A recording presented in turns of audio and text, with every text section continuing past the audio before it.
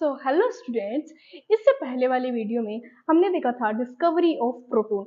वो हमारा वीडियो अधूरा रह गया था, बट इस वीडियो में हम देखेंगे कि न्यूट्रॉन की डिस्कवरी क्यों की गई थी।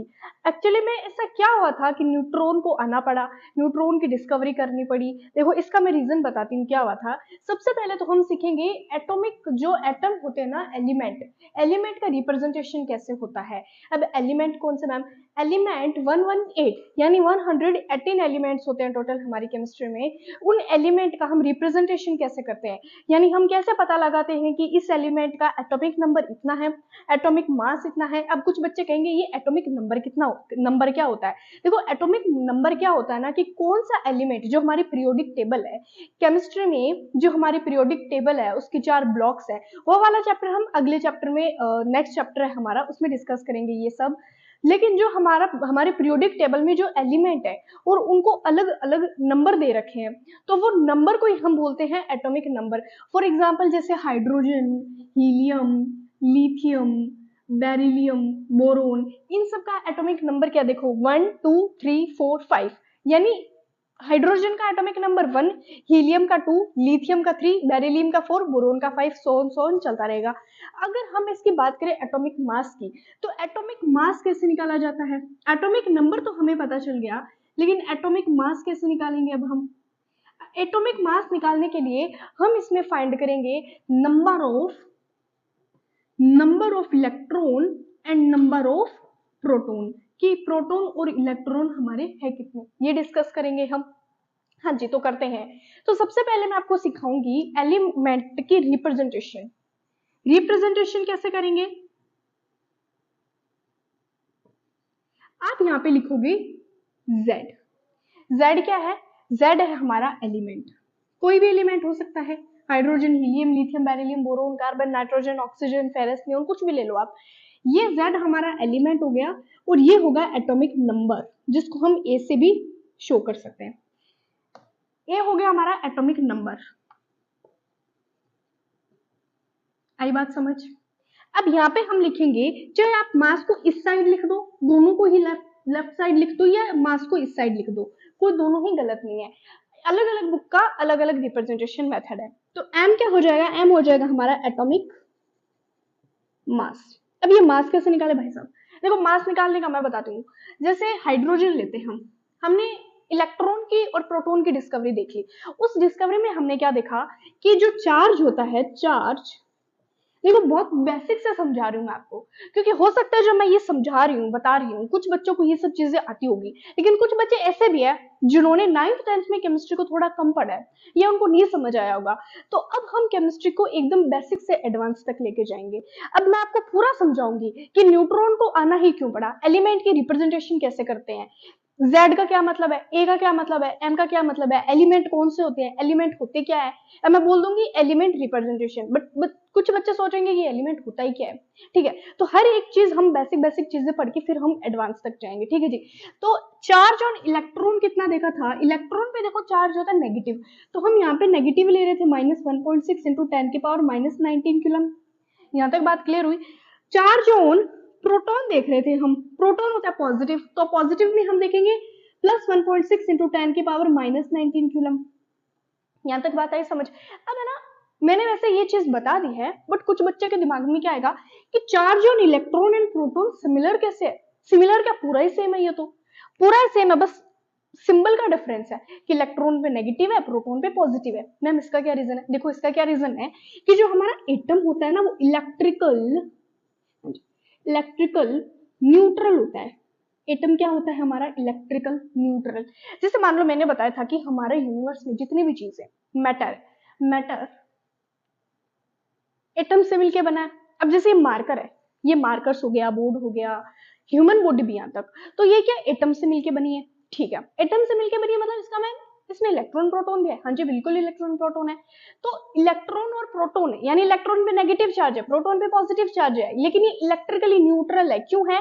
क्योंकि इलेक्ट्रॉन का भी चार्ज सेम है, प्रोटॉन का भी सेम है, तो ये एक दूसरे को कैंसिल आउट करके किसी भी एटम को क्या कर देंगे?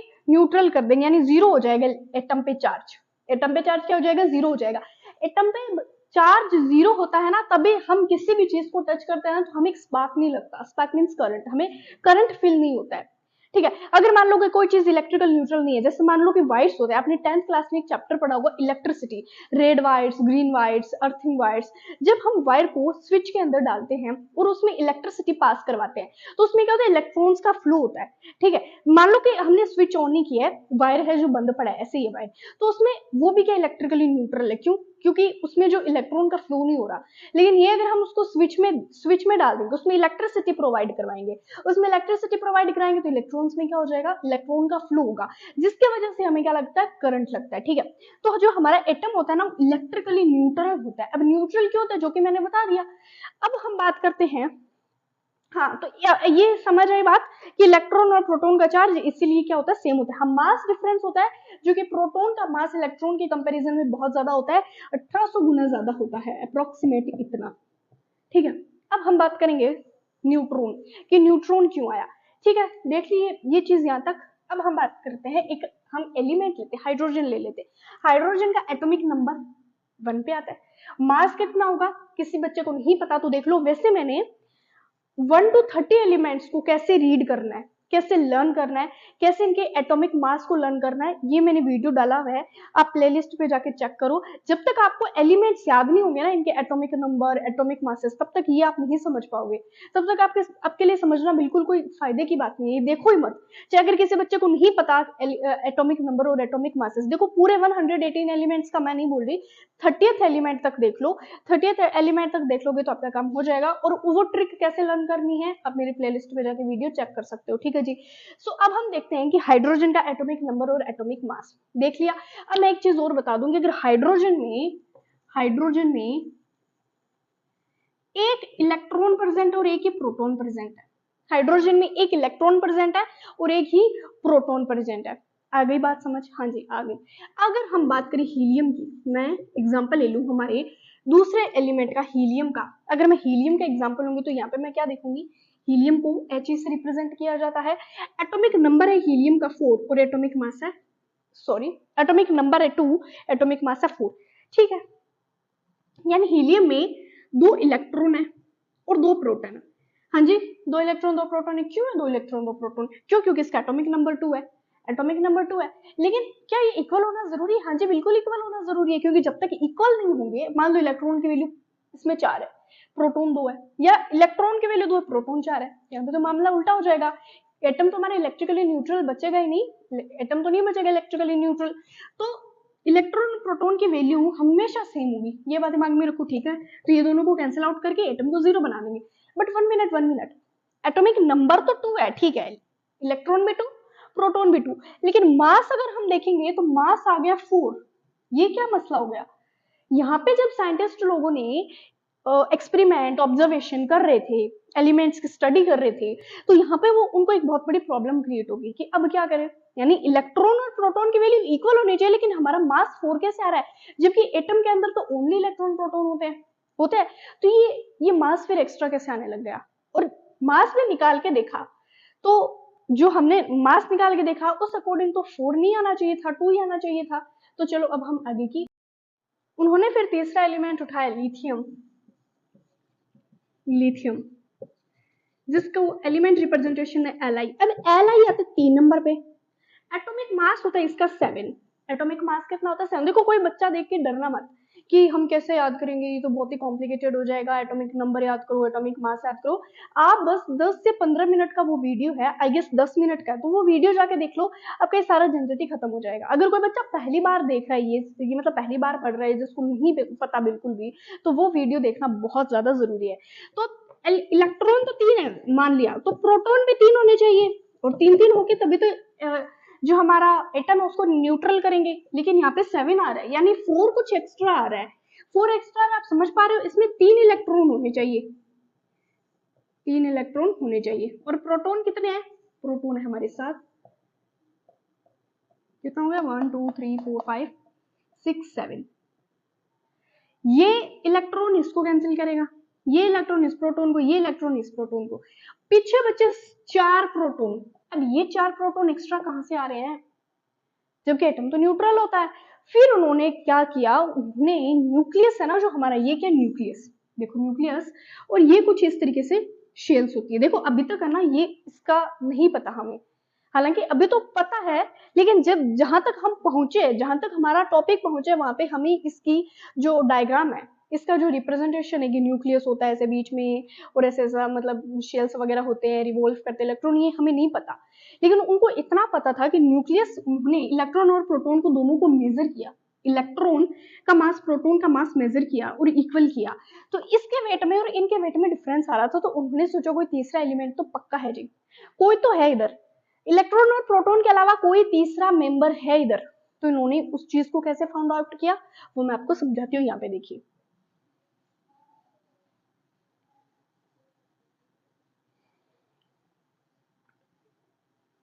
वो हम देखते हैं जी, यहाँ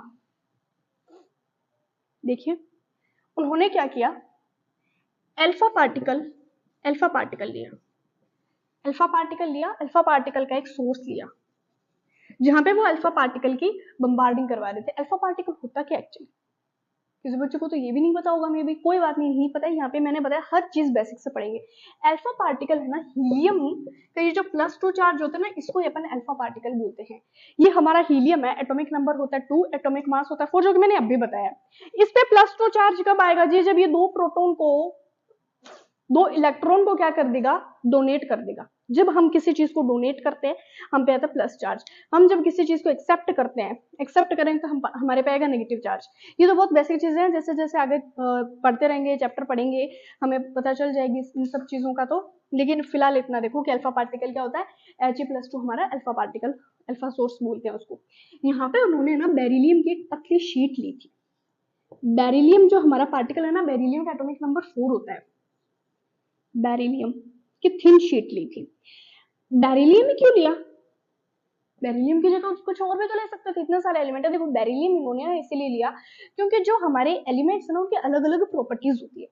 हमारे पीरियोडिक टेबल में जो एलिमेंट्स है ना, उनकी अलग अलग प्रॉपर्टीज होती है, किसी की कुछ होती है, किसी की कुछ होती है। कोई गुड कंडक्टर ऑफ इलेक्ट्रिसिटी होता है, कोई बैड कंडक्टर ऑफ इलेक्ट्रिसिटी होता है, कोई मेटल होता है, कोई नॉन मेटल होता है, कोई बोथ होता है, मेटलोइड्स। जैसे जो हमारा थर्ड चैप्टर, उसमें हम पढ़ेंगे कि कौन सा एलिमेंट की कौन सी प्रॉपर्टी एग्जिस्ट करती है। लेकिन यहाँ पे मैं बेरिलियम का बताऊं तो बेरिलियम एक ऐसा पार्टिकल है ना, जिसको अपन पीट के कितना भी पतला कर सकते हैं, यानी उसको एकदम थिन कर सकते हैं। तभी मैंने यहाँ पे लिखा बेरिलियम थिन शीट, ठीक है, इसीलिए उन्होंने बेरिलियम लिया। अब कुछ बच्चे कहेंगे पतली शीट क्यों ली, पतली बच्चा जी इसीलिए ली क्योंकि अल्फा पार्टिकल को बम्बार्डिंग नहीं, अल्फा पार्टिकल यहाँ पे स्कैटरिंग नहीं करवानी थी, यहाँ पे अल्फा रेज को पास करना था। तो वो अल्फा रेज पास कब होगी, जब कोई थिन शीट होगी। ये कोई मोटे सारी सीट लेके बैठ जाते, फिर भाई अल्फा पार्टिकल तो पास ही नहीं होते।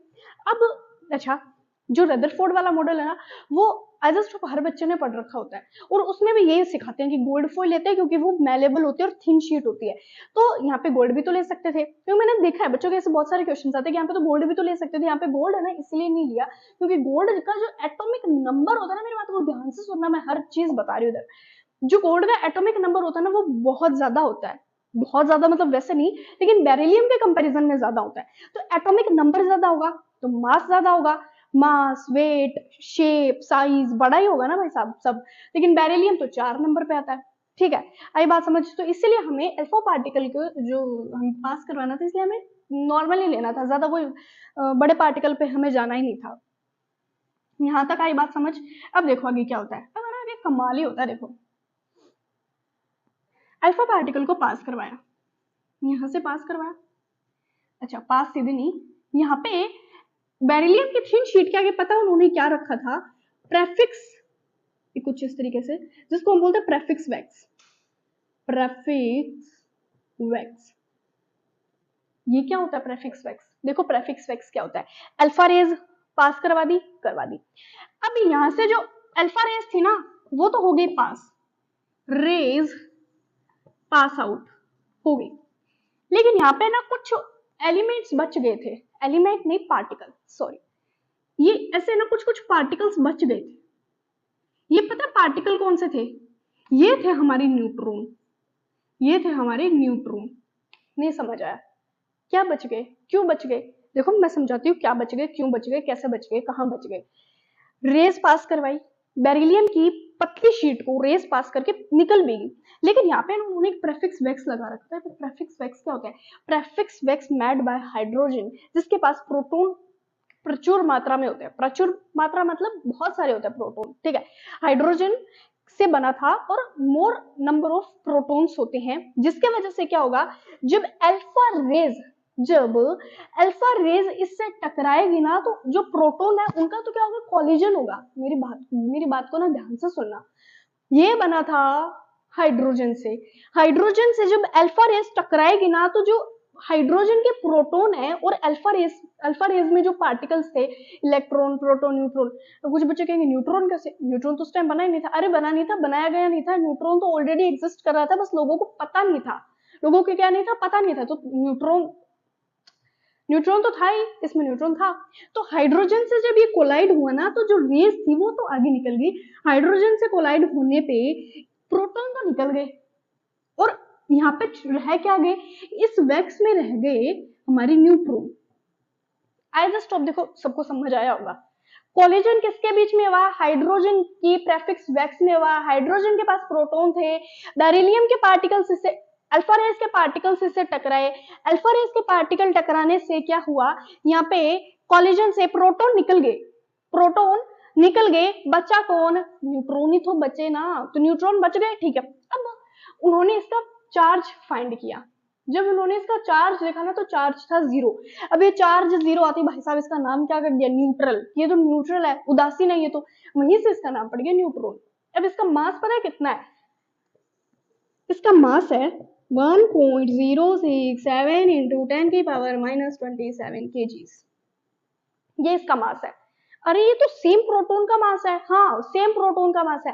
प्रोटॉन का मास और न्यूट्रॉन का मास सेम कैसे है, मैं अभी बताती हूँ। प्रोटॉन और न्यूट्रॉन का मास सेम कैसे है वो देखो।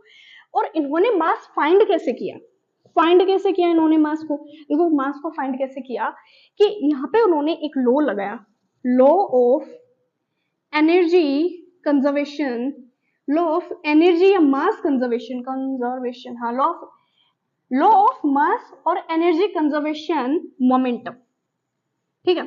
ये इन्होंने लॉ लगाया। इस लॉ से इन्होंने क्या किया, मास को फाइंड किया। कैसे? कि प्रोटॉन निकल रहा है, प्रोटॉन क्या हो रहा है, निकल रहा है, इजेक्ट हो रहा है प्रेफिक्स वेक्स से, इलेक्ट्रॉन बच रहा है।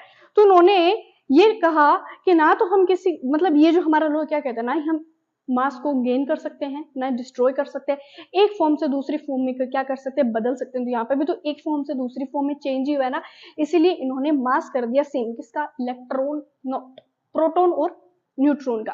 तो हो सकता है, मैं उम्मीद करूंगी कि मैंने जो समझाया, मेरी बात है वो आप लोगों तक पहुंची होगी, आप लोगों को समझ आई होगी। अब इन्होंने एक रिएक्शन और की, क्योंकि सिर्फ ये एक्सपेरिमेंट से ये पता नहीं लगा सकते थे, तो इन्होंने क्या किया, रिएक्शन की। रिएक्शन क्या थी? हीलियम पार्टिकल लिया। हीलियम क्यों लिया? अल्फा रेस किससे बनी है? हीलियम से ना। तो हीलियम का एटॉमिक नंबर 2, मास नंबर 4। आई बात समझ? उसके बाद बेरिलियम की पतली शीट थी, बेरिलियम आता है 4 नंबर पे, एटॉमिक नंबर 9। अब जब इन्होंने रिएक्शन करवाई, तो इनको मिला कार्बन आता है 6 नंबर पे, एटॉमिक मास होता है 12। कार्बन आता है 6 नंबर पे, एटॉमिक मास 12। और यहाँ से क्या हुआ, न्यूट्रॉन इजेक्ट हुआ कुछ इस तरीके से, चार्ज 0 और ये ऊपर 1 लग गया, किस पे, मास पे। अब देखो, अब ये रिएक्शन का क्या मतलब है? ये रिएक्शन का ये मतलब है कि हीलियम के particle, beryllium thin sheet, carbon इनको मिला और न्यूट्रॉन इजेक्ट हुआ। कैसे? अब यहाँ पे भी लॉ ऑफ मास कंजर्वेशन वाला लॉ लग रहा है, law of mass conservation of law नहीं, law of conservation of mass, energy, momentum वगैरह वगैरह। एटॉमिक नंबर कितना है? 2। कितना है? 4। 2 + 4 कितना हुआ? 6। ये पहले ही बड़ा एडवांस। 2 + 4 6। यहाँ पे भी 6, यहाँ पे भी 6। क्या सेम है ना, इक्वल है ना? बोलो। 4 और 9 कितना? 13। 12 + 1 कितना? 13। यहाँ पे भी सेम, यहाँ पे भी सेम, ऊपर भी सेम, ऊपर भी सेम, नीचे भी सेम, नीचे भी सेम, पूरा सेम सेम सेम। तो ये क्या किस पे बेस्ड हो गया? Law of energy conservation, law of mass conservation. मेरी बात आई समझ? आई जस्ट होप आई ही होगी। अब न्यूट्रॉन की खोज तो होगी। देखो न्यूट्रॉन की खोज है ना जेम्स चैडविक ने की थी, जिसको जेम्स चैडविक भी बोलते हैं कुछ लोग, और कुछ चैडविक भी बोलते हैं। वो आप पे डिपेंड करता है कि आपकी प्रोनाउंसिएशन कैसी है। इन्होंने पता है कब डिस्कवर किया? 1932। इतना लेट भाई साहब, अभी तक तो 100 साल भी नहीं हुए। ठीक है, मतलब लेट ही था डिस्कवर, इलेक्ट्रॉन और प्रोटॉन के कंपेरिजन में लेट ही था। ये पता है लेट क्यों हुआ? ये लेट इसीलिए हुआ क्योंकि एलिमेंट रिप्रेजेंटेशन की ना, तब लोगों की मतलब साइंटिस्ट की आंखें खुली कि अरे कुछ ना कुछ तो मिस्टेक है। तब तक चल रहा था कि हाँ एटम के अंदर इलेक्ट्रॉन प्रोटॉन एग्जिस्ट करे, बट अब एटम के अंदर कितने एलिमेंट एग्जिस्ट कर रहे हैं? अब एटम के अंदर कर रहे हैं इलेक्ट्रॉन भैया, प्रोटॉन भैया और न्यूट्रॉन भैया। ठीक है, सबका मास, सबका चार्ज मैंने बता दिया है, तीनों की डिस्कवरी कैसे की वो बता दिया है। अब हमारा सिर्फ एक अंतिम टॉपिक बचा है। उस अंतिम टॉपिक का नाम क्या है? वैसे चैप्टर बहुत बड़ा, अंतिम नहीं है। तो अब हम कुछ एलिमेंट का निकालेंगे क्या कि एलिमेंट के अंदर कितने नंबर ऑफ न्यूट्रॉन है, कितने नंबर ऑफ प्रोटॉन और इलेक्ट्रॉन वगैरह क्या एग्जिस्ट कर रहे हैं, क्या कैसे है। आपके एनसीईआरटी में क्वेश्चंस भी दे रखे हैं। सो देखो क्या होता है, proton plus neutron, proton plus neutron is equal atomic mass. Proton और न्यूट्रॉन की वैल्यू इक्वल होती है हमारे एटॉमिक मास के। मैं पहला हमारा एलिमेंट उठा रही हूँ, जैसे मान लो लिथियम ले लेते हैं। ठीक है, लिथियम है हमारा एटॉमिक नंबर 3, मास 7।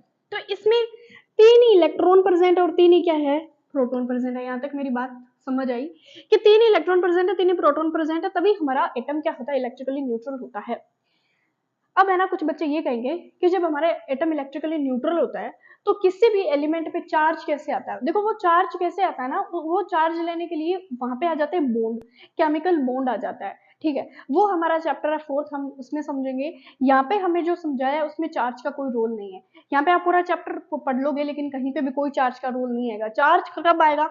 चार्ज का आप पढ़ोगे एक तो 3rd चैप्टर में कुछ टर्म्स है कि इलेक्ट्रॉन को कैसे इजेक्ट करवाए, इलेक्ट्रॉन निकालेंगे तभी चार्ज आएगा। और 4th चैप्टर पूरा हमें समझाएगा, 4th चैप्टर पूरा बताएगा केमिकल बॉन्डिंग के बारे में कि हम किसी एलिमेंट पे चार्ज आता ही क्यों है, आता है। ठीक है, मान लिया किसी ने किसी को इलेक्ट्रॉन डोनेट किया तो वो कैसे करता है, कौन से बॉन्ड से करता है। ठीक है, वो बात की बात है।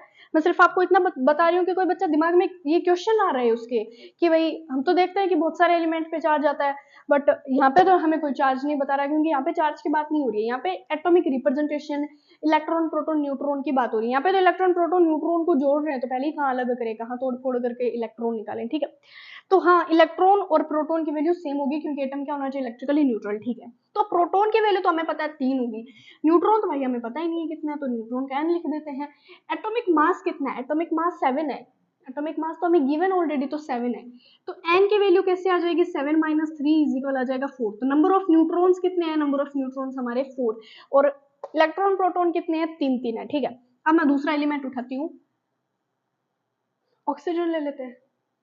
ऑक्सीजन का atomic number 8, mass number 16।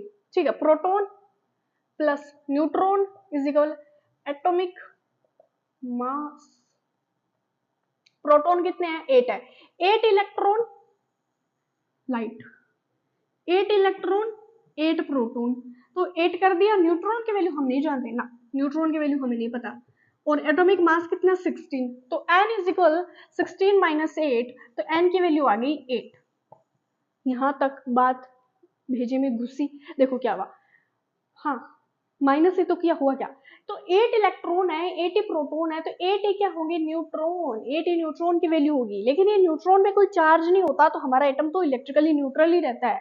Neutron पे चार्ज 0 होने से हमारा एटम पे कोई इफेक्ट नहीं पड़ता। हम मास में जरूर फर्क पड़ता है, लेकिन एटम की न्यूट्रलिटी रहेगा वो न्यूट्रल ही, उसकी न्यूट्रलिटी पे कोई फर्क नहीं पड़ेगा। ठीक है, आप कोई भी एलिमेंट उठा लो, सोडियम ले लो, sodium atomic number 11, mass number 23, 11 electron 11 ही प्रोटॉन, तो 11 प्रोटॉन प्लस न्यूट्रॉन हमें नहीं पता, एटॉमिक मास है 23, तो n इज इक्वल 23 - 11, तो कितना हो जाएगा? 1 और 2 12।